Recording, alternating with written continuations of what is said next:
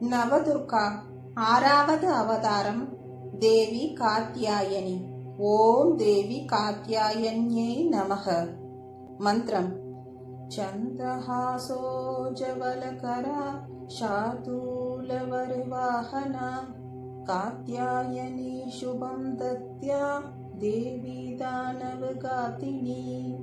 சந்திரஹாசோஜவலகரா शार्दूलवरवाहना कात्यायनी शुभं दद्या देवी दानवघातिनी. चन्द्रहासोज्ज्वलकरा शार्दूलवरवाहना कात्यायनी शुभं दद्या देवी दानवघातिनी. சிங்கத்தை வாகனமாக கொண்டவளும் அரக்கர்களை அழிப்பவளும் சந்திரஹாசம் மற்றும் பிற ஆயுதங்களை தன் 10 கைகளில் வைத்திருப்பவளுமான காத்யாயனி எனக்கு வேண்டியதை தந்து அருள்வாள். தேவி காத்யாயனி கதை. துர்க்கையின் மற்ற அவதாரங்களை விட இந்த காத்யாயனி அவதாரமே அனைவராலும் அதிகமாக வழிபடப்படுகிறது. இவள் 4 கரம் கொண்டவள்.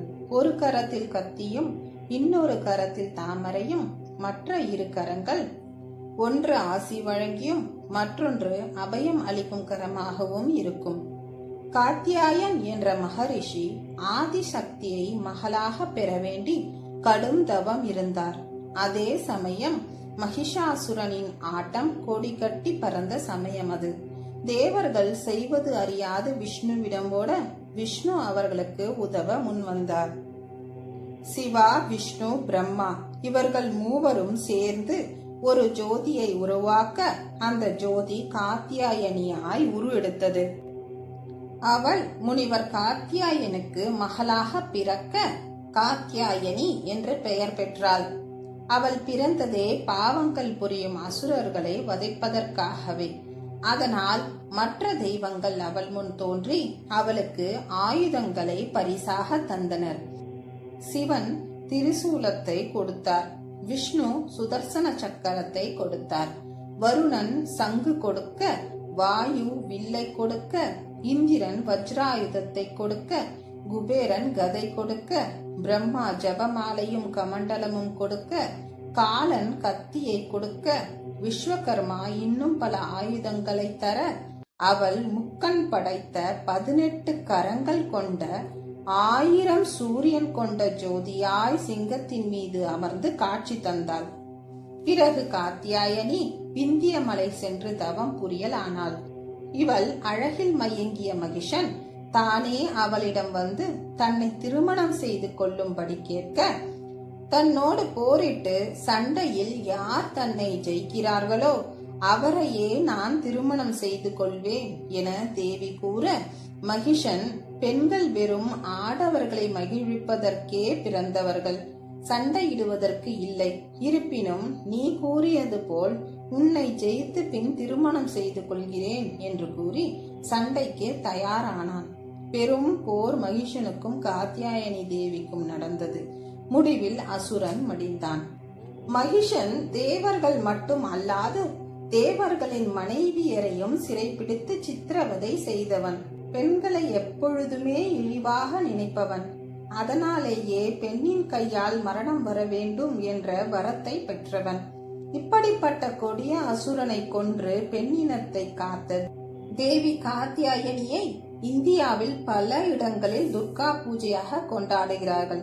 இவளே மகிஷாசுரமர்தினி என அழைக்கப்படுகிறாள். கோபியர்கள் மண்ணால் காத்யாயனி சிலையை செய்து மார்கழி மாதம் முழுவதும் இந்த தேவியை விரதம் இருந்து வணங்கினார்களாம். அதனாலேயே அவர்கள் கண்ணனை கணவனாக அடையும் பாக்கியத்தை பெற்றார்களாம். அதனால் யார் விரதமிருந்து காத்யாயனி தேவியை வழிபடுகிறார்களோ அவர்களுக்கு நல்ல கணவன் அமைவான் என்பது ஐதீகம். தென்னிந்தியாவில் 6வது நாள் நாம் இந்திராணியை வணங்குகிறோம். இந்திராணி இந்திரனின் அம்சம்.